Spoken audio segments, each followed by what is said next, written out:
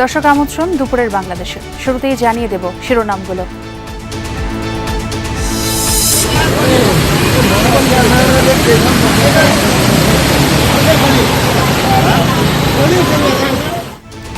রাজধানীতে সকাল থেকে থেমে থেমে বৃষ্টি, তীব্র যানজটে নাকাল জরুরি প্রয়োজনে বের হওয়া মানুষ। মাস জুড়েই তীব্র বৃষ্টির পূর্বাভাস আবহাওয়া অফিসের। এই পানিটা বার করতে হলে ইঞ্জিনটা ডুবলেই শেষ, বন্ধ হয়ে গেছে গাড়িটা।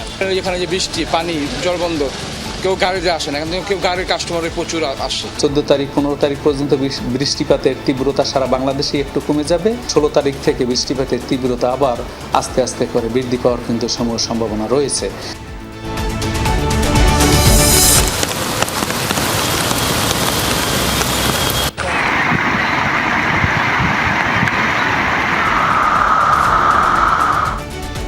টানা বৃষ্টি ও পাহাড়ি ঢলে 6 দিন ধরে ভাসছে চট্টগ্রামের নিম্নাঞ্চল। সাতকানিয়া, বাঁশখালী ও চন্দনাইশের অবস্থা সবচেয়ে ভয়াবহ, বিধ্বস্ত বহু ঘরবাড়ি। 3 দিন না খাওয়া ছিল, রান্না করতে পারিনি পানির মধ্যে। কোনো একজন লোকজনও আসে না, আইয়ে না তো ওই আসে মেইন রোড মধ্যে আসে, এখান থেকে চলে যায়। সব কিছু নষ্ট হয়ে গেছে গা। 8-9 দিন ধরে সাইকেল সেন্টারে পড়ে নিয়েছিলাম। 5 বছরের মধ্যে 41 লাখ পরিবার পাবে ফ্যামিলি কার্ড। বরিশালে প্রধানমন্ত্রী বললেন, নারীদের স্বাবলম্বী করতে কাজ করছে সরকার। গৌর নদীতে গাছের চারা রোপণ। আগামী 1 বছরের মধ্যে সারা বাংলাদেশে আমরা 41 লক্ষ পরিবারের কাছে আমরা ফ্যামিলি কার্ড পৌঁছে দেব ইনশাআল্লাহ।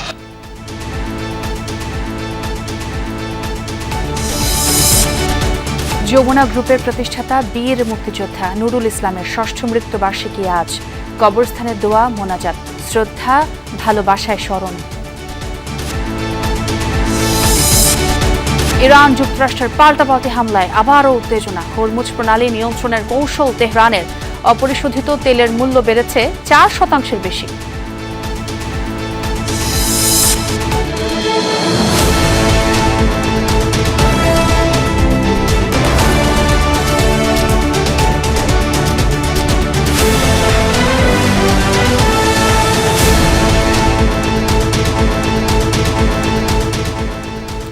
দেখছিলেন শিরোনামগুলো। এছাড়াও দেশ বিদেশের আরো খবর নিয়ে দুপুরে বাংলাদেশে সবাইকে স্বাগত জানাচ্ছি। আমি ছোঁয়া খন্দকার। রাজধানী ঢাকায় দ্বিতীয় দিনের মতো হচ্ছে বৃষ্টিপাত। সকাল থেকেই গুরুত্বপূর্ণ এলাকাগুলোতে যানজট তৈরি হয়েছে, ভোগান্তিতে নগরবাসী। ভোর থেকেই থমথমে ছিল আবহাওয়া, বাতাসে আর্দ্রতা ও গুমট পরিবেশের কারণে গরম অনুভূত হয়। সকাল 9টা নাগাদ শুরু হয় বৃষ্টি। এতেই মিরপুর, মতিঝিল, কারওয়ান বাজার, ধানমন্ডি, মগবাজারের দিকে দেখা দেয় যানজট। বিভিন্ন শিক্ষা প্রতিষ্ঠানে পরীক্ষা চলমান, ভোগান্তিতেই পড়েছেন অভিভাবক ও শিক্ষার্থীরা। অফিসগামীদেরও বাড়তি ভাড়া গুনে যেতে হয় কর্মস্থলে। তবে ঢাকা বিশ্ববিদ্যালয় ও কয়েকটি বেসরকারি ইউনিভার্সিটি পরীক্ষা স্থগিত করেছে। সিদ্ধান্ত নিয়েছে অনলাইন ক্লাসের। বৃষ্টি ও যানজটে খেটে খাওয়া মানুষ পড়েছেন চরম বিপাকে। বৈরী আবহাওয়ার মধ্যেই তাদের বের হতে হয়েছে। ঢাকা সহ দেশের বিভিন্ন অঞ্চলে ঝোড়ো হাওয়া ও বজ্রসহ বৃষ্টির পূর্বাভাস দিয়েছে আবহাওয়া অধিদপ্তর। কয়েক বিভাগে ভারী থেকে অতি ভারী বৃষ্টিপাতেরও পূর্বাভাস রয়েছে। জাতিতে উঠবে না গাড়িতে, কিন্তু এই পানিটা বার করতে হলে ইঞ্জিনটা ডুবলেই শেষ, বন্ধ হয়ে গেছে গাড়িটা, আর চলবো না। এখানে যে বৃষ্টি, পানি, জল বন্ধ, কেউ গাড়িতে আসে না, এখান থেকে কেউ গাড়ির কাস্টমারের প্রচুর আসে। রিক্সার কাস্টমার খুবই কম আসে, কারণ এর জন্য কাস্টমারও হয় না। দিস্তাছি চালাইতেছি, যতক্ষণ শরীর ঠিক থাকে ততক্ষণ চালামু। যখন অসুস্থ হয়ে পড়বো তখন তো হয়ে পড়বো, কিছু করার নাই। কালকে ছিলাম একবেলা অসুস্থ, আজকে বাইরেছি আবার। বৃষ্টি ও জলাবদ্ধতার খবর জানবো সহকর্মীদের কাছ থেকে। প্রথমে আমার সহকর্মী আলামিন হক অহনের সঙ্গে যোগ দিতে চাই। তিনি গুলশান রিং রোডে রয়েছেন। অহন, সকাল থেকে বেশ কিছু জায়গায় আপনি ঘুরে দেখেছেন। এখন যেহেতু বৃষ্টি কম, যে জায়গাগুলোতে আসলে জলাবদ্ধতা তৈরি হয়েছিল, পানি কি কমতে শুরু করেছে কিনা এবং যানজট কেমন দেখলেন?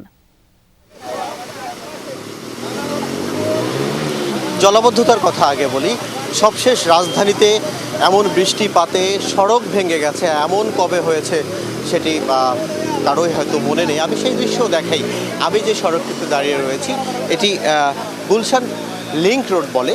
শাহজাদপুর থেকে এটি গুলশানে যে সড়কটি, এবং প্রতিদিন শত শত যানবাহন এটি ধরে যায়। আশেপাশে বেশ কয়েকটি শিক্ষা প্রতিষ্ঠানও রয়েছে। সেই সড়কটির দশা যদি একটু দর্শকরা দেখেন, এবং এটি কিন্তু গুলশানের যে লেক রয়েছে সেই লেকের পানি উপচে পড়ে এক পাশ থেকে আরেক পাশে যাচ্ছে, অর্থাৎ গুলশানের যে নর্দা থেকে যে লেকের সৃষ্টি হয়েছে, বাড়িধারার একটি অংশ রয়েছে এবং সেই বাড়িধারা থেকে সেই লেকটি দিন শেষে কিন্তু গুলশান হয়ে হাতিরঝিলে মিশেছে এবং মাঝখানে এই যে লিংক রোড, সেই লিংক রোডের জন্য যে পানি নিষ্কাশনের ব্যবস্থা রয়েছে সেটি একেবারে অপ্রতুল। এত বেশি বৃষ্টি হয়েছে যেই বৃষ্টির কারণে লেকটি এখন একেবারে পানিতে টইটুম্বুর করছে। সেই পানিটি যখন গুলশান লেক হয়ে যখন হাতিরঝিলে পড়তে গেছে, হাতিরঝিলমুখী হয়েছে, তীব্র স্রোতের তৈরি হয়েছে এবং এই সড়কটি গতকাল অন্তত 6 ফিট পানির উচ্চতা ছিল এমনটি আমরা জানতে পেরেছি এবং সেটি যখন এত তীব্র বেগে সেই পানি যখন যাওয়া শুরু করে তখন এই সড়কটির একটি অংশ ভেঙে যায়, যে কারণে এই পাশটিতে এখন যান চলাচল বন্ধ রয়েছে, আর এক পাশটি যান চলাচলের জন্য উন্মুক্ত আছে। অর্থাৎ পানির এত তীব্রতা কিংবা এত বেশি বৃষ্টিপাত হয়েছে যে গুলশানের এই লেকগুলো সেই পানি ধরে রাখতে পারছে না এবং সাধারণত এর আগে বলা হয়েছিল যে গুলশানের এই যে সমন্বিত একটি যাতায়াত ব্যবস্থা তৈরি করার জন্য লেকের পাশে এগুলো বড় ব্রিজ তৈরি করে গুলশান থেকে এখন পর্যন্ত যে নৌকার মধ্য দিয়ে যাতায়াতের ব্যবস্থা সেটি যেন নর্দা পর্যন্ত নেওয়া যায়, এমন একটি পরিকল্পনা একসময় ছিল, যদিও সেই পরিকল্পনা শেষ পর্যন্ত ভেস্তে গেছে, যে কারণেই কিন্তু সেই পরিকল্পনা বাস্তবায়ন করা যায়নি জন্যই আজ এই সড়কটি ভেঙে গেছে। এবং রাজধানী ঘুরে সকাল থেকে আমরা দেখেছি অনেক সড়কে পানি জমে আছে, তবে একদম সড়ক ভেঙে যাওয়ার ঘটনা কিন্তু এটি। এবং আমি যেমনটি শুরুতে বলছিলাম, সবশেষ এমন বৃষ্টিপাতে এমন সড়কের ভাঙ্গন দশা কেউ হয়তো দেখেনি এবং এবার যেহেতু এত বেশি বৃষ্টিপাত হচ্ছে এবং আবহাওয়া অফিসও এখন পর্যন্ত খুব একটা সুসংবাদ দিতে পারেনি, যে কারণে দিন শেষে এই যে পানিবন্দী কিংবা বাংলাদেশের অনেকখানি যখন মানুষ পানিবন্দী রয়েছে তখন খোদ রাজধানীতেই এমন বৃষ্টিতে পানিবন্দীও থাকছেন অনেকেই। আমি যেমন করাইল বস্তির কথা এর আগের সংবাদে বলছিলাম, সেখানে অনেক ঘনে পানি উঠে গেছে এবং এই অবস্থা থেকে পরিত্রাণ চান নগরবাসী। ছোঁয়া। অহন, অনেক ধন্যবাদ আপনাকে, সাবধানে থাকবেন। এবার আমার সহকর্মী তানভীর সিদ্দিক টিপুর কাছে যেতে চাই, তিনি মতিঝিলের খবর আমাদের জানাবেন। টিপু, মতিঝিলের কি অবস্থা, যানজট কি রয়েছে এবং জলাবদ্ধতা হয়েছে কিনা? আমিও জলাবদ্ধতা দিয়ে শুরু করি। একটু দেখাতে চাই যে মতিঝিল আমরা জানি যে ঢাকার অনেকটা বাণিজ্যিক এলাকা হিসেবে পরিচিত এবং এই এলাকাতে মূলত বাণিজ্যিক কাজেই বেশিরভাগ মানুষ যাতায়াত করে থাকেন। সকাল থেকেই কিন্তু এইটি একেবারে জলমগ্ন হয়ে আছে এবং এখানে বৃষ্টিপাত কিন্তু খুব যে বেশি হয়েছে তা কিন্তু না, হয়তো সকালের দিকে কিছুটা বৃষ্টিপাত হয়েছে এবং তারপর থেকেই এই যে রাস্তাগুলো আছে, সড়কগুলো আছে, সেগুলো কিন্তু একেবারে পানিতে টইটুম্বুর অবস্থায় আছে। আমরা এই মুহূর্তে আছি নটরডেম কলেজের ঠিক সামনেই আছি এবং আপনি দেখতে পাচ্ছেন যে কলেজের যারা শিক্ষার্থীরা আছেন তারা বের হচ্ছেন এবং বের হয়েই কিন্তু একেবারে সামনে ঠিক পানির মধ্যে তাদের হাঁটতে হচ্ছে, হেঁটে তারপরে তারা তাদের বাড়িতে ফিরছেন বা নির্দিষ্ট গন্তব্যে ফিরছেন এবং তার সামনে যে গাড়ি বলেন বা বাস সহ অন্যান্য যানবাহন যেগুলো চলছে সেগুলো মিলেও কিন্তু একটা বেশ নাজুক অবস্থা তৈরি হয়েছে। যদিও এই এলাকাতে আমরা সেই অর্থে খুব বেশি যানজট এখন পর্যন্ত দেখিনি, কিন্তু দোয়েল চত্বর বা ওই পাশটায় কিছুটা যানজট রয়েছে বা তারও এদিকে আমরা যদি বলি সচিবালয়ের যে এলাকা সেখানে কিছুটা যানজট রয়েছে, কিন্তু এই এলাকাতে যানজট না থাকলেও জলজট কিন্তু আছে এবং সেই জলজটের কারণে মানুষের যে দুর্ভোগ সেটি কিন্তু একেবারেই লক্ষ্য করা যাচ্ছে। এবং যে ঘটনাটা আমরা কিছুক্ষণ আগে নিউ মার্কেটে ছিলাম সেখানেও দেখেছি যে বৃষ্টি নেই, কিন্তু একটু অল্প বৃষ্টি হলেই যে নিউ মার্কেট বলি বা মতিঝিল বলি এই এলাকাগুলো যানজট থেকে জলজট হয়ে যাচ্ছে বেশি এবং সেগুলো মানুষের দুর্ভোগের কারণ হচ্ছে। বারবার তারা সিটি কর্পোরেশন এবং যারা কর্তৃপক্ষ আছেন তাদের দৃষ্টি আকর্ষণ করছেন, কিন্তু কোনো সদুত্তর এখনো পর্যন্ত তারা পাননি বলেই আমাদেরকে জানিয়েছেন। ছোঁয়া। তার মানে এখন পর্যন্ত মতিঝিলে যানজট নেই, তবে জলজট রয়েছে। অনেক ধন্যবাদ টিপু আপনাকে। জুলাই মাস জুড়ে দেশের বিভিন্ন এলাকায় দফায় দফায় বৃষ্টি অব্যাহত থাকবে, তবে সময় ও অঞ্চলভেদে বৃষ্টিপাতের তীব্রতা কম বেশি হতে পারে বলে জানিয়েছে আবহাওয়া অফিস। সকালে আগারগাঁওয়ে আবহাওয়া অফিসের ব্রিফিংয়ে জানানো হয়, গত 24 ঘন্টায় 97 মিলিমিটার বৃষ্টিপাত রেকর্ড হয়েছে। চলতি মৌসুমে 24 ঘন্টায় এটিই সর্বোচ্চ বৃষ্টিপাতের রেকর্ড। টানা ভারী বর্ষণে রাজধানীর বিভিন্ন এলাকায় জলাবদ্ধতা সৃষ্টি হয়ে জনজীবন ব্যাহত হয়েছে। আবহাওয়াবিদ জানান, জুলাই বৃষ্টিপ্রবণ মাস হওয়ায় এই ধরনের বৃষ্টিপাত অস্বাভাবিক নয়। 5 জুলাই থেকে মৌসুমী নিম্নচাপের প্রভাবে দেশের বিভিন্ন এলাকায় বৃষ্টিপাত অব্যাহত রয়েছে। 13 জুলাই বিকেলের পর বৃষ্টির তীব্রতা কিছুটা কমলেও 16 জুলাই থেকে আবারও বৃষ্টিপাত বাড়তে পারে।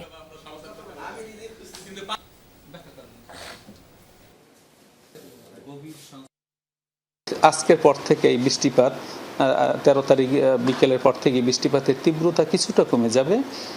14 তারিখ 15 তারিখ পর্যন্ত বৃষ্টিপাতের তীব্রতা সারা বাংলাদেশে একটু কমে যাবে, কিন্তু 15 তারিখের পর মৌসুমী বায়ু আবার নতুন করে সক্রিয়তা বৃদ্ধি পাবে। সুতরাং 16 তারিখ থেকে বৃষ্টিপাতের তীব্রতা আবার আস্তে আস্তে করে বৃদ্ধি পাওয়ার কিন্তু সম্ভাবনা রয়েছে। ভারী বৃষ্টি ও পাহাড়ি ঢলে 6 দিন ধরে ভাসছে চট্টগ্রামের নিম্নাঞ্চলের বিস্তীর্ণ এলাকা। পানিবন্দী লাখো মানুষের দিন কাটছে চরম ভোগান্তিতে। সংকট দেখা দিয়েছে খাবার ও বিশুদ্ধ পানির। সবচেয়ে বেশি দুর্ভোগে বাঁশখালী, সাতকানিয়া ও চন্দনাইশ উপজেলার নিচু এলাকার বাসিন্দারা। কোথাও কোথাও ধসে পড়েছে বাড়িঘর, ভেঙেছে রাস্তাঘাট। দুর্গত এলাকার অনেকেই উঠেছেন আশ্রয় কেন্দ্রে। সাঙ্গু ও ডলু নদী দিয়ে উজান থেকে পাহাড়ি ঢল আসা অব্যাহত থাকায় নিচু এলাকার মানুষ এখনও পানিবন্দী। সরকারিভাবে ত্রাণ সহায়তা কার্যক্রম চললেও তা অপর্যাপ্ত বলছেন স্থানীয়রা। এদিকে কিছু এলাকা থেকে ধীরে ধীরে বন্যার পানি নামতে থাকলেও ভোগান্তি কাটেনি বাসিন্দাদের। বসবাসের অনুপযোগী হয়ে পড়েছে বসতভিটা।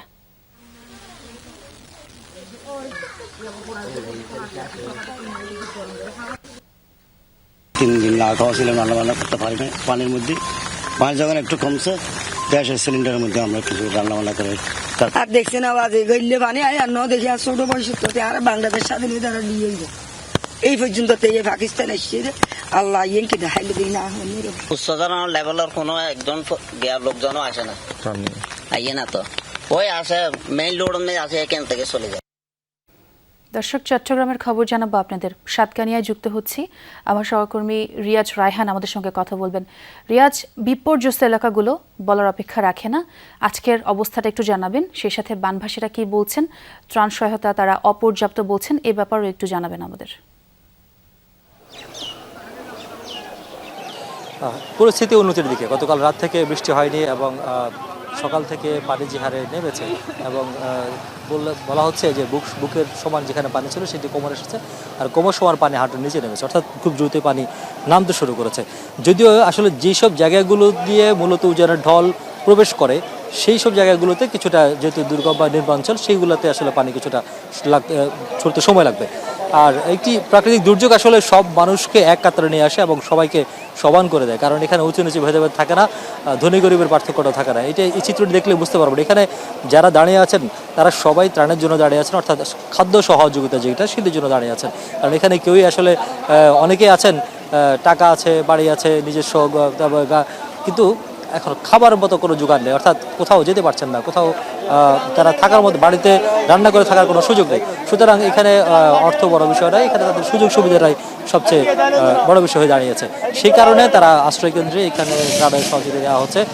কিছুক্ষণ আগে বিদ্যুৎ জ্বালানি এবং খনিজ সম্পদ প্রতিমন্ত্রী এসেছিলেন, তিনি দিয়েছেন এবং এখানে সবাইকে যারা আছেন বলছি পুরো এই কেএইচইউ ইউনিয়নের যারা আছেন তাদেরকে দেওয়ার চেষ্টা করছেন। তবে সবচেয়ে বেশি ক্ষতিগ্রস্ত হচ্ছে একেবারেই নিম্নাঞ্চল, অর্থাৎ এখান সদর উপজেলা থেকে সবচেয়ে দূরের যে ইউনিয়নগুলো রয়েছে, সেই ইউনিয়নগুলো 4 থেকে 5টি ইউনিয়ন রয়েছে, সেই ইউনিয়ন পর্যন্ত এখন পর্যন্ত ঠিক ওই হারে ত্রাণ পৌঁছায়নি বলে তারা অভিযোগ করেছেন। কিন্তু এখানকার উপজেলা প্রশাসন থেকে শুরু করে স্থানীয় নেতৃবৃন্দ এবং স্বেচ্ছাসেবী বিভিন্ন সংগঠন বলছে যে তারা আসলে খুঁজে খুঁজে, এখন যেহেতু পানি নামতে শুরু করেছে, ক্ষত চিহ্নগুলি স্পষ্ট হয়ে উঠেছে, এখন মূলত বন্যা পরবর্তী যে সংস্কার বা বন্যা পরবর্তীতে যে কার্যক্রমগুলো সেগুলো নেওয়া দরকার। মানুষ বাড়িঘরে ফিরতে শুরু করেছে, আমরাও দেখেছি এই আশ্রয়কেন্দ্র থেকে অনেকেই তাদের বাড়িঘরে ফিরে গেছে, পানি জানাতে শুরু করেছে। সুতরাং রোগ ব্যাধি সহ অন্যান্য যে সংকটগুলো সামনে আসবে সেগুলো মোকাবেলায় এখনই দ্রুত পদক্ষেপ গ্রহণ করা জরুরি বলে মনে করেন এই দুর্গত এলাকার মানুষ। আপনিও সাবধানে থাকবেন রিয়াজ, খোঁজ খবরগুলো জানাচ্ছেন, অনেক ধন্যবাদ। আমাদের আরেক সহকর্মী আমাদের সঙ্গে ইতিমধ্যে যুক্ত হয়েছেন, বাঁশখালীতে আছেন আমার সহকর্মী শহীদুল সুমন, তার সঙ্গে এবার একটু কথা বলি। সুমন, বাঁশখালীর কি অবস্থা, পানি নামতে শুরু করেছে কিনা, সে সাথে ত্রাণ সহায়তা ঠিক মতো পাচ্ছেন কিনা বানভাসীরা? তো বাঁশখালী উপজেলার যেসব নিচু এলাকা রয়েছে সেখানে কিন্তু এখনো পর্যন্ত বন্যার যে পানি সেটি আসলে রয়ে গিয়েছে, কোথাও কোথাও হাঁটু থেকে আসলে বুক পরিমাণ পানি রয়েছে। আমি যে ইউনিয়নটিতে রয়েছি সেটি হচ্ছে কাথারিয়া ইউনিয়ন, এখানেও আসলে এখনো পর্যন্ত কিছু কিছু এলাকায় হাঁটু থেকে কোমর পরিমাণ পানি আসলে রয়েছে এবং দেখছি আসলে বিভিন্ন গ্রামে যেসব ঘরবাড়ি রয়েছেন অনেকগুলোই আসলে একেবারেই ধসে পড়েছে, বিশেষ করে যেসব ঘর মাটির ছিল আসলে সেই ঘরগুলি আসলে ধসে পড়েছে। আমরা যদি একটু দেখানোর চেষ্টা করি, নিশ্চয়ই আসলে দর্শকরা দেখছে যে এই ঘরটি আসলে একজন কৃষক আব্দুল হাকিমের, তিনি মূলত 4 সন্তান এবং স্ত্রী নিয়ে এই মাথা গোজার ঠাইটি আসলে তার শেষ সম্বল ছিল এবং গত সোমবার আসলে বন্যার পানি যখন পাহাড়ি ঢল সহ এখানে আসলে বৃদ্ধি পাচ্ছিল তখনই আসলে এটি ধসে পড়ছিল। আমরা কথা বলেছিলাম আব্দুল হাকিমের সাথে, তিনি আসলে বলছিলেন যে পরিবারের সদস্যদের নিয়ে তখন তিনি রাতের খাবার খাওয়ার জন্য আসলে বলছিলেন, তখনই আসলে হঠাৎ করে এই যে ঘটনা, ধসে পড়ে এই ঘরটি এবং তিনি এবং তার স্ত্রী সন্তানরা কিন্তু একেবারে জীবন বাঁচানোর জন্যই আসলে কোনো ধরনের জিনিসপত্র না নিয়েই তারা আসলে বেরিয়ে পড়েন। এমন দেখছি আমরা আব্দুল হাকিমের মতো আসলে বেশিরভাগ মানুষের গল্প একই রকম। নিম্ন আয়ের যারা মানুষ রয়েছেন তাদের অনেকের ঘর বাড়ি ছিল কিছুটা কাঁচা এবং এই মাটির তৈরি, সবগুলোই আসলে বেশিরভাগই ধসে পড়েছে মূলত মাটির হওয়া। অনেক ধন্যবাদ সুমন আপনাকে। টানা বর্ষণ ও পাহাড়ি ঢলে বিপর্যস্ত চট্টগ্রাম, কক্সবাজার সহ 3 পার্বত্য জেলা। এসব এলাকায় কয়েকদিনে অর্ধশতাধিক মানুষের মৃত্যুর খবরও পাওয়া গেছে। এখনও বন্যার পানিতে তলিয়ে আছে চকরিয়া, পেকুয়া, মাতামুহুরী সহ বিভিন্ন উপজেলার নিম্নাঞ্চলে বিস্তীর্ণ এলাকা। চরম ভোগান্তিতে লক্ষাধিক মানুষ। সংকট দেখা দিয়েছে খাবার ও বিশুদ্ধ পানির। প্রশাসনের পক্ষ থেকে ত্রাণ সহায়তা দেওয়া হলেও তা অপ্রতুল বলছেন বানভাসীরা। গতকাল দুপুর থেকে ভারী বৃষ্টি না হওয়ায় দুর্গত এলাকার কোথাও কোথাও পানি কিছুটা কমেছে। গত 24 ঘন্টায় বানের পানিতে ডুবে বৃদ্ধ ও শিশুসহ 3 জনের মৃত্যু হয়েছে, নিখোঁজ রয়েছেন 1 জন। এদিকে বান্দরবানে ভারী বৃষ্টি কমে আসে জেলা শহরের কয়েকটি নিম্নাঞ্চল থেকে পানি নামতে শুরু করেছে। সাঙ্গু, মাতামুহুরী ও বাকখালী পানি কমতে শুরু করেছে, তবে প্লাবিত এলাকায় দেখা দিয়েছে খাবার ও বিশুদ্ধ পানির সংকট। পাহাড় ধসের কারণে বান্দরবান সদরের সাথে রোয়াংছড়ি, রুমা ও থানচির সড়ক যোগাযোগ বন্ধ রয়েছে। বন্যার পাশাপাশি যোগাযোগ ব্যবস্থার ভেঙে পড়ায় মানবেতর জীবন কাটাচ্ছেন দুর্গত এলাকার বাসিন্দারা। বানভাসীদের ত্রাণ সহায়তায় মাঠে রয়েছে প্রশাসন, সেনাবাহিনী ও বিজিবি। সবকিছু নষ্ট হয়ে গেছে গা। 8-9 দিন ধরে সাইকেল সেন্টারে ফুরে নিয়েছিলাম। কালকে এখানে পানি অর্ধেক কমছিল, তখন এখানে খিচুড়ি দিছে, পাওয়ার মতো সুযোগ নেই, আমরা এখানে ছিলাম না। বহুত কষ্ট আছে, মাল বোকা যা আছে সব ভিজে বেশি গেলে তো সব অনেক খানার একটা কোনো পদ্য নেই, খামুদে পানির সংকট এবং বিদ্যুতের প্রয়োজন, মোটর দিয়ে ঘর বাড়ি ধুইতে হইবে। রাঙামাটিতেও বন্যা ও পাহাড় ধসে বিপর্যস্ত জনজীবন। এখনও কিছু এলাকার সাথে বিচ্ছিন্ন যোগাযোগ ব্যবস্থা। বাঘেছড়ি ও বিলাইছড়ি কিছু এলাকায় পানি কিছুটা কমতে শুরু করলেও জেলার অনেক এলাকা এখনও পানির নিচে। খাদ্য, বিশুদ্ধ পানি ও ত্রাণের সংকট রয়েছে। অনেকেই উঠেছেন আশ্রয় কেন্দ্রে। দুর্গম এলাকায় নৌকায় খাদ্য, বিশুদ্ধ পানি ও ত্রাণ সামগ্রী পৌঁছে দিচ্ছে সেনাবাহিনী ও বিজিবি। এছাড়াও এ পর্যন্ত মৃত্যু হয়েছে 3 জনের ও নিখোঁজ রয়েছে 1 জন। খাগড়াছড়ির নিম্নাঞ্চল থেকে পানি নেমেছে, তবে বৃষ্টির কারণে ভোগান্তি রয়েছে।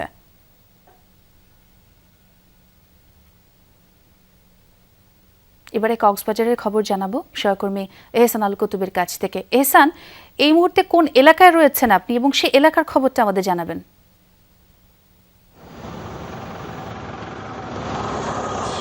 আমি এই মুহূর্তে পেকুয়ায় রয়েছি। রোদের দেখা মিলেছে, দাঁড়ানোটা খুব কঠিন হয়ে পড়েছে, খুব গরম। এই অবস্থার মধ্যে এরকম একটা অবস্থা কিন্তু এখানকার মানুষ প্রায় 1 সপ্তাহের চেয়ে বেশি সময় দেখেনি। আমরা যে জায়গায় আছি এটি নন্দী গ্রাম বলা হয়, নন্দীর গ্রাম। এই গ্রামের আমরা যতদূর চোখ যাচ্ছে দেখছি এখনো পর্যন্ত অনেকগুলো ঘরবাড়ি পানিতে আটকে আছে, রাস্তাঘাট সহ চলাচলের যেসব পথ সবকিছু এবং স্যানিটেশন ব্যবস্থা সহ বাড়ির আসবাবপত্র অনেকের যাদের নষ্ট হয়ে গেছে তারা কেউ কেউ এই রোদের মধ্যে শুকানোর চেষ্টা করছে, সেটিও আমরা বিভিন্ন গ্রাম ঘুরে দেখছিলাম। আর হচ্ছে আপনি জানেন যে কক্সবাজারের এই এলাকাগুলোতেই বিশেষ করে চকরিয়া, পেকুয়া, মাতামুহুরী এই এলাকাগুলোতেই সবচেয়ে বেশি ক্ষতিগ্রস্ত হয়েছে এবং সবচেয়ে বেশি জলাবদ্ধতা, এবং এখন পর্যন্ত বিভিন্ন জায়গায় পানি বাধাগ্রস্ত হচ্ছে এবং সেটির বিরুদ্ধে কিন্তু প্রশাসন এবং সাধারণ মানুষ, বিক্ষুব্ধ মানুষ কিন্তু গিয়ে সেগুলো আবার বাঁধগুলো খুলে দিচ্ছে। এবং এটির পাশাপাশি হচ্ছে এখানে খাদ্য সংকট যেটা সেটিও দেখা দিয়েছে। আবার হচ্ছে যারা নিম্নবিত্ত এবং মধ্যবিত্ত, এই মধ্যবিত্ত যারা আছে তারা আসলে কারো কাছে যেতেও পারছে না, অনেকটা চাপা কষ্ট নিয়ে তারা ঘরের মধ্যে আটকে আছে। আবার যারা নিম্নবিত্ত তারা কোনো না কোনো জায়গা থেকে ত্রাণ পাচ্ছে, আর সরকারিভাবে যে সহায়তা দেওয়া হচ্ছে সেটি এখনো প্রত্যন্ত অঞ্চলে পৌঁছায়নি। এবং পাশাপাশি হচ্ছে আমরা দেখছি বিভিন্ন স্বেচ্ছাসেবী সংগঠন, বিভিন্ন ব্যক্তিগত উদ্যোগ ত্রাণ নিয়ে এই এলাকার প্রত্যন্ত অঞ্চলে ছুটে বেড়াচ্ছে এবং মানুষ এটিকে সাধুবাদ জানিয়েছে এবং এটির প্রতি কৃতজ্ঞতা জানিয়েছে। আর এই মুহূর্তে হচ্ছে যেহেতু পানি নামতে শুরু করেছে, এই অবস্থায় আসলে বিভিন্ন দুর্ভোগ নতুন করে যে দুর্ভোগ সৃষ্টি হয় সেটি হচ্ছে রাস্তাঘাট ভেঙে গেছে, আবার বাড়িঘরের স্যানিটেশন ব্যবস্থা সহ বিভিন্ন সমস্যা দেখা দেয়, বিভিন্ন রোগবালাই দেখা যায়। সেগুলোর এহসান, আপনাকে অনেক ধন্যবাদ। মৌসুমী বায়ুর প্রভাবে আজও দেশের বিভিন্ন স্থানে বৃষ্টি হচ্ছে, কোথাও কোথাও জলাবদ্ধতায় ভোগান্তি পোহাতে হচ্ছে বাসিন্দাদের। কুমিল্লায় ভারী বৃষ্টিতে তলিয়েছে শহরের ঠাকুরপাড়া, স্টেডিয়াম এলাকা, রেসকোর্স, কালিয়াজুড়ি সহ বিভিন্ন এলাকা। সড়ক ডুবে থাকায় যাতায়াতে দুর্ভোগ পোহাতে হচ্ছে। জলাবদ্ধতার কারণে সকালে বিপাকে পড়েন স্কুল কলেজগামী শিক্ষার্থী ও অফিসগামী মানুষ। কোথাও কোথাও পানি ঢুকেছে বাসাবাড়ি, দোকানপাটেও। শহরবাসী অভিযোগ, অপরিকল্পিত ড্রেনেজ ব্যবস্থার কারণে বৃষ্টি হলেই জলাবদ্ধতার ভোগান্তি পোহাতে হয়। এতে ক্ষোভ জানিয়েছেন তারা। জলাবদ্ধতা নিরসনে ড্রেন, নালা পরিষ্কারের কার্যক্রম চলমান রয়েছে বলে জানিয়েছে প্রশাসন। বৃষ্টিতে আমাদের অনেক ক্ষতি হয়েছে, লাখ লাখ টাকার পর্দা মনে করেন, ফোন কাভার, প্রতিটা উলিগুলিতে পানি। আর কুমিল্লা সিটি কর্পোরেশন একটু ভেঙে মুতলে মনে করেন যে পুরো শহর পানি তলায় যায়। পাবলিকের তো অনেক কষ্ট হতেছে, যেমন মধ্যবিত্তরা, নিম্নবিত্তরা, ওনাদের তো আজকে সারাদিন পুরাই মাটি।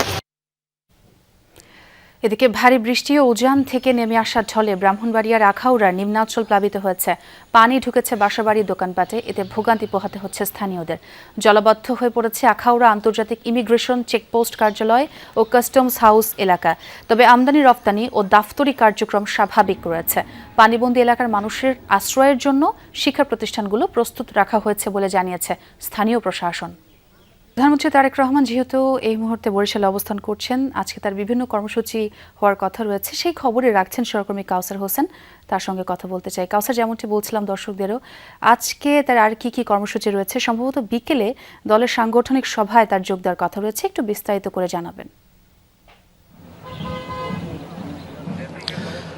বিকেলে দলের সাংগঠনিক কর্মসূচির আগে কিন্তু বরিশালের যে 30 গোডাউন বদ্ধভূমি রয়েছে, সেই বদ্ধভূমির পারে যে সাগরদী খাল, সেই সাগরদীর খালের তীরে প্রধানমন্ত্রীর বৃক্ষরোপণের কথা রয়েছে এবং সেই কর্মসূচিতে অংশগ্রহণ করতেই কিন্তু তিনি এর মধ্যে গৌরনদী থেকে রওনা করছেন। তিনি আজ দিনের কর্মসূচি শুরু করেছিলেন গৌরনদীতে বৃক্ষরোপণ এবং ফ্যামিলি কার্ডভোগী যারা রয়েছেন তাদের সাথে মত বিনিময়ের মধ্যে দিয়ে এরপরে তিনি বরিশালে আসার পথে সেনাবাহিনীর যে গ্রীষ্মকালীন মহড়া রয়েছে সেই মহড়া পরিদর্শন করেন এবং সেখান থেকে তিনি কিন্তু বরিশাল নগরীতে আসছেন। এবং যেটা সরকারের পক্ষ থেকে বা যারা দায়িত্বপ্রাপ্ত রয়েছেন তাদের পক্ষ থেকে যেমনটা জানানো হয়েছে, আর সর্বোচ্চ 10 থেকে 15 মিনিটের মধ্যে তিনি এই 30 গোডাউন এলাকায় আসবেন এবং এখানে বৃক্ষরোপণ করবেন। এবং যারা বৃক্ষরোপণ কর্মসূচির সাথে যারা সংশ্লিষ্ট রয়েছেন তারা জানিয়েছেন যে এখানে ফলজ এবং ঔষধি গাছ প্রায় 350 গাছ রোপণ করা হবে। প্রধানমন্ত্রী 3টি গাছ রোপণ করবেন, বাকি গাছগুলো নেতাকর্মীরা করবেন। সেই নেতাকর্মীরা কিন্তু লাইন দিয়ে দাঁড়িয়ে গেছেন এবং এইখানে তিনি কর্মসূচির শেষে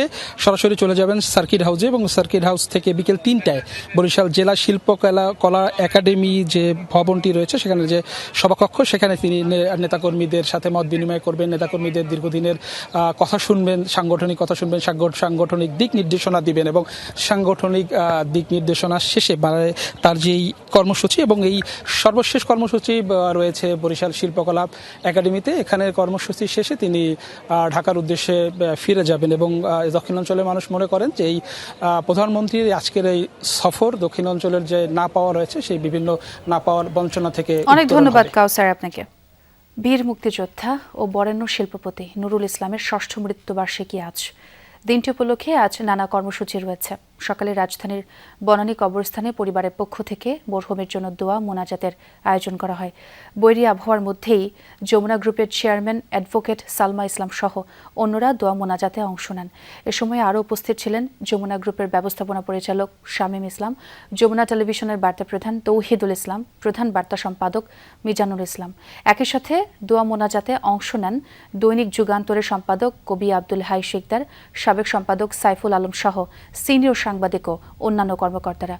যমুনা পরিবারের বিভিন্ন পর্যায়ের সদস্যরাও প্রয়াত নুরুল ইসলামের রুহের মাগফিরাত কামনায় দোয়া মোনাজাত করেন। আলোর দিশারি হয়ে পথ দেখিয়েছেন তিনি। ত্যাগ, নিষ্ঠা, শ্রম আর সততার পুঁজিতে গড়েছেন শিল্প সাম্রাজ্য। হানাদারের কবল থেকে দেশ মুক্ত করার পর উদ্যোগী হয়েছিলেন অর্থনৈতিক মুক্তির সংগ্রামে। বলছি যমুনা গ্রুপের প্রতিষ্ঠাতা মুক্তিযোদ্ধা নুরুল ইসলামের কথা। 2020 সালের এই দিনে মৃত্যুবরণ করেন বরেণ্য এই শিল্পপতি। রেখে গেছেন তার নিজ হাতে গড়া প্রতিষ্ঠান আর অসংখ্য নিবেদিত প্রাণকর্মী। যমুনা গ্রুপের বর্তমান চেয়ারম্যান জানালেন, হাজারো কর্মীর স্বপ্ন এবং কোটি মানুষের আস্থায় অমর হয়ে আছেন নুরুল ইসলাম। দৃষ্টির আড়ালে তিনি অস্তিত্বে দীপ্তিমান, সদা জাগ্রত অধ্যায়। মৃত্যুবার্ষিকীতে এই কীর্তিমানের প্রতি আমাদের অটল শ্রদ্ধা। আমাদের খবর হবে সত্য, সুন্দর এবং স্বাধীনতার পক্ষে, মহান মুক্তিযোদ্ধার চেতনার পক্ষে। আমরা তুলে ধরব গণমানুষের গণদাবি।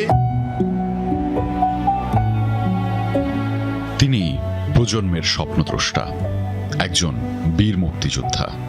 শিল্পখাতকে দিয়েছেন দুহাত উজাড় করে। বিশ্বাস করতেন সাধারণ মানুষের স্বপ্নও বদলে দিতে পারে একটি দেশের ভবিষ্যৎ।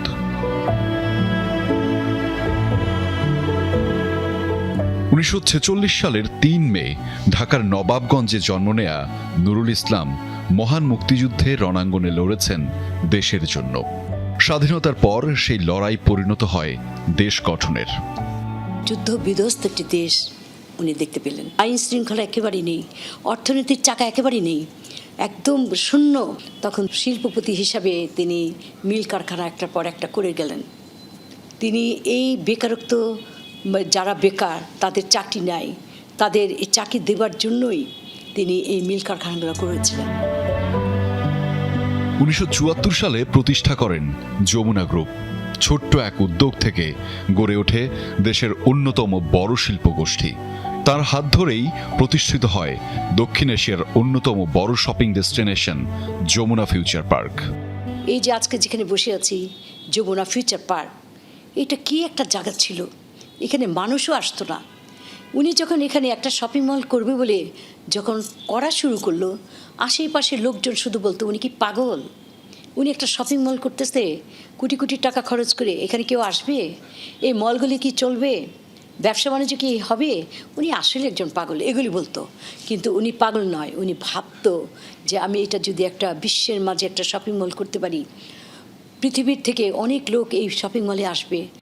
শুধু ব্যবসা বাণিজ্য নয়, সমাজ গঠনেও দিশারি হয়েছিলেন এই আলোকবর্তিকা। সত্য ও ন্যায়ের পক্ষে গণমাধ্যম গড়ার স্বপ্ন দেখেছিলেন তিনি। তার উদ্যোগে প্রতিষ্ঠিত হয় দৈনিক যুগান্তর এবং যমুনা টেলিভিশন। দেশের মানুষের আস্থা আর নির্ভরতার প্রতীক হয়ে উঠেছে তারই হাতে গড়া প্রতিষ্ঠান। তারপরে উনি ভাবলেন যে নিপীড়িত, নির্যাতিত, ব্যথিত মানুষদের পাশে কেউ যায় না, সবার কথা উঠে, কিন্তু ওদের কথা যাওয়ার, ওদের গেট পর্যন্ত আসতে পারে না। এদের কথা চিন্তা করে, ভাবনা করে উনি আপনার যুগান্ত পত্রিকাটা সৃষ্টি করেন, পাশাপাশি যমুনা টেলিভিশনও সৃষ্টি করেন। কার জন্য করেছেন? ওনার জন্য? ওনার জন্য না, উনি মানুষের জন্য, জনগণের জন্য। সত্যের জন্য আপোষহীন অবস্থান, কর্মীদের প্রতি দায়িত্ববোধ এবং দেশের প্রতি গভীর ভালোবাসাই ছিল নুরুল ইসলামের নেতৃত্বের ভিত্তি।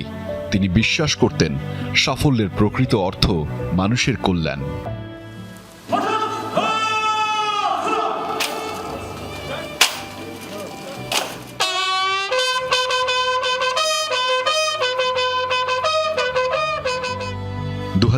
সালের 13 জুলাই পৃথিবীর মায়া ত্যাগ করেন যমুনা গ্রুপের প্রতিষ্ঠাতা চেয়ারম্যান বীর মুক্তিযোদ্ধা নুরুল ইসলাম। আমি আজকের এই দিনে তার বিধের আত্মার মাগফিরাত কামনা করছি। সেই সাথে প্রত্যেকের কাছে আমি একটা কথা বলি, তার জন্য দোয়া করবেন। কিছু মানুষ চলে গেলেও থেকে যায় তাদের কর্ম সৃষ্টি। স্বপ্ন সারথি নুরুল ইসলাম সেই বাতিঘর, যার আদর্শ ধারণ করে তার দেখানো পথে হাঁটছে প্রতিষ্ঠানের কর্মীরা। বীর মুক্তিযোদ্ধা নুরুল ইসলামের ৬ষ্ঠ মৃত্যুবার্ষিকীতে জানাই গভীর শ্রদ্ধা। আহমেদ রেজা, যমুনা নিউজ, ঢাকা।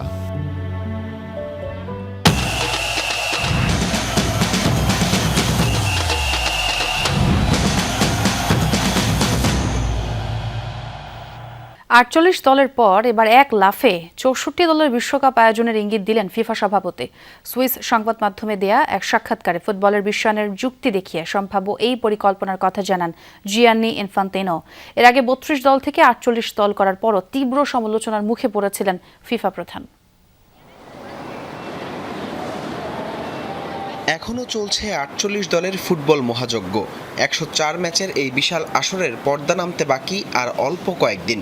বিশ্বকাপের ইতিহাসে সবচেয়ে বড় এই আয়োজন নিয়ে শুরু থেকেই চলছে তুমুল সমালোচনা, আলোচনা। বিশেষ করে টুর্নামেন্টের পরিধি প্রায় ১.৫ মাস ছুঁয়ে ফেলায় ফুটবল প্রেমীদের অনেকেই আগ্রহ হারিয়ে ফেলেছেন। ২০২৬ বিশ্বকাপের সেই রেশ কাটার আগেই ৬৪ দলের বিশ্বকাপ আয়োজনের ইঙ্গিত দিলেন ফিফা প্রেসিডেন্ট জিয়ান্নি ইনফান্তিনো।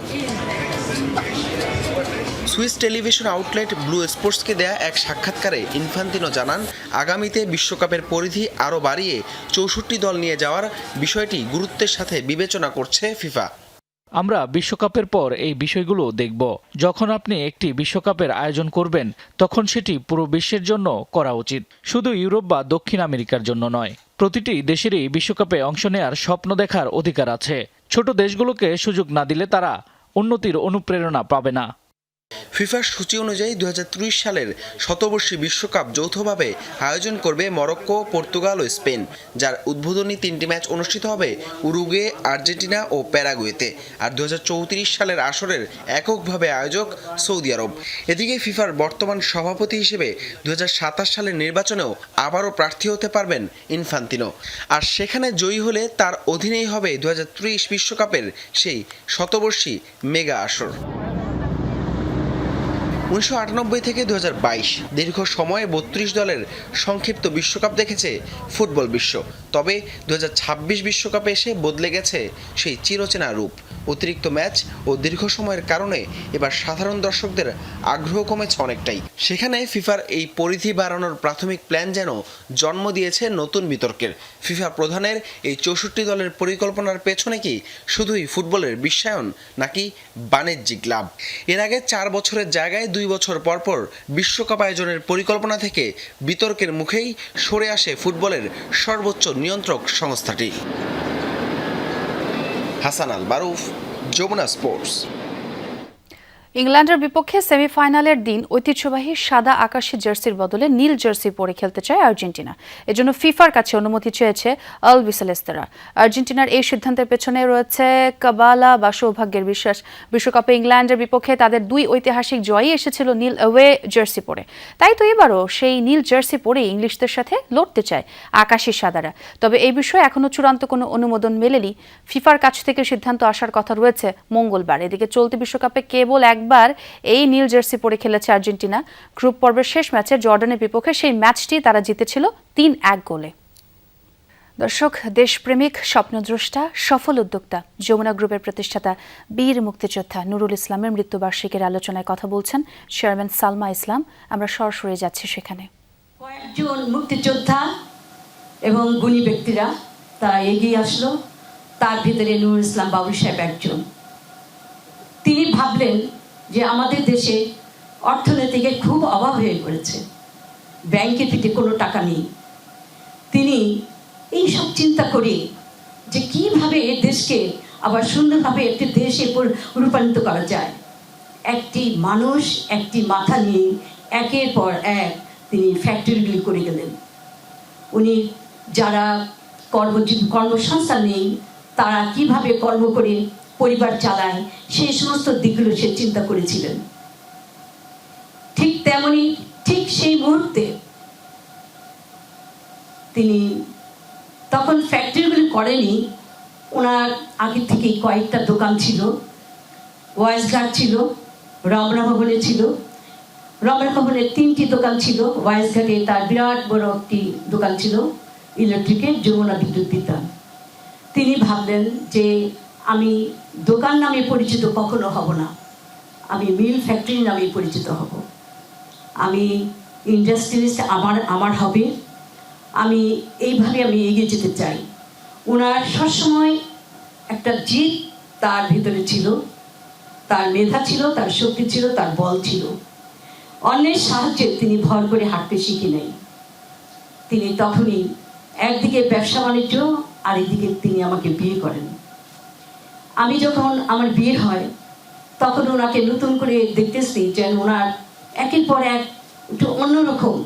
আমি একটা পুরুষ মানুষ, এরকম চিন্তা ভাবনা আর এত শক্তি, এত মেধা নিয়ে কিভাবে চলে।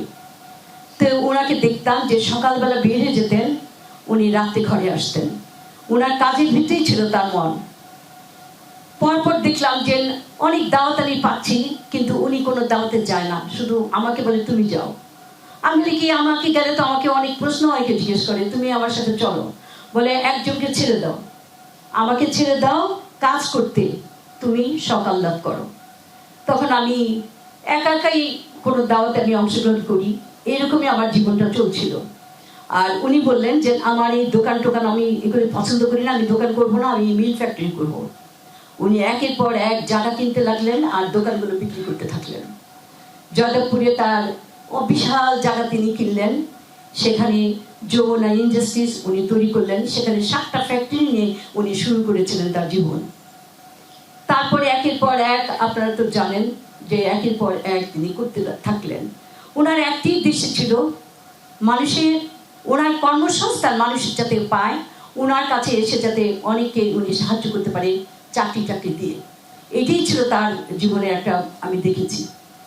পরবর্তীতে উনি চিন্তা করলেন যে এই যে সাধারণ মানুষগুলো, তাদের কথা শোনার কেউ নেই, সাধারণ মানুষগুলো তাদের মনের অনেক কথা থাকে, কিন্তু তার বলবে কার কাছে। সেই জন্য তিনি আপনার যুগান্তর পত্রিকার সৃষ্টি করলেন, যে এই নিপীড়িত, নির্যাতিত, ব্যথিত মানুষগুলোর কথাগুলো যাতে এই পাতার ভরে লেখা হয়, তাহলে যদি সরকার বুঝতে পারে যে আমাদের দেশ কোন দিকে যাচ্ছে। পাশাপাশি উনি তারপরে উনি ওখানেই থেমে নাই, তিনি হলো যমুনা টেলিভিশনও সৃষ্টি করেছিলেন। আপনারা তো সবই দেখেছেন এবং তার সমস্ত কথাগুলি আপনি শুনেছেন। ব্যক্তিগত জীবনে আমি যখন আমার ছেলেমেয়েগুলো হচ্ছিল, বড় হতে লাগলো, সমস্ত দায়িত্ব সে আমাকে দিয়ে দিল, বলে ওদেরকে তুমি স্কুলে নাও, ওরা কিভাবে লেখাপড়া করে এগুলো সব তোমার ডিউটি, আমার না, আমি এত লোড নিতে পারবো না, তুমি বাচ্চাদিকে দেখো। আমি ওদেরকে নিয়ে স্কুলে যেতাম, সকাল থেকে আমি 1টা পর্যন্ত স্কুলে থেকে বাসায় আসতাম। তারপরে ওরা কে কিভাবে চলবে, লেখাপড়া কিভাবে করবে, এই দায়িত্বগুলো আমি পালন করতেছিলাম। ওদের রেজাল্ট হলে ওরা আব্বার কাছে এসে দাঁড়াতো এবং সালাম করবে, এরকম একটা ছিল, অনুভব ছিল। উনি বলতেন তো আমাকে সালাম করতে হবে না, তোমার আম্মাকে সালাম করো। যুক্তরাষ্ট্র ইরান হামলায় আবারও উত্তপ্ত মধ্যপ্রাচ্য। মার্কিন হামলার জবাবে একযোগে 4 দেশে ক্ষেপণাস্ত্র ছুড়েছে বিপ্লবী গার্ড বাহিনী IRGC। ধ্বংসের দাবি করা হয় হাইমার্স রকেট লঞ্চার সিস্টেম। এর আগে ইরানের দক্ষিণ ও পশ্চিমাঞ্চলে একাধিক প্রদেশে বোমা বর্ষণ করে যুক্তরাষ্ট্র। বন্দর আব্বাস সহ সিরি, কেশম ও জাস্কের মতো গুরুত্বপূর্ণ দ্বীপগুলো হয়েছে টার্গেট। এতে এখন পর্যন্ত একজনের মৃত্যুর খবর পাওয়া গেছে। দর্শক, দুপুরের বাংলাদেশের প্রথম ঘণ্টা থেকে বিদায় নিচ্ছি আমি ছোঁয়া খন্দকার।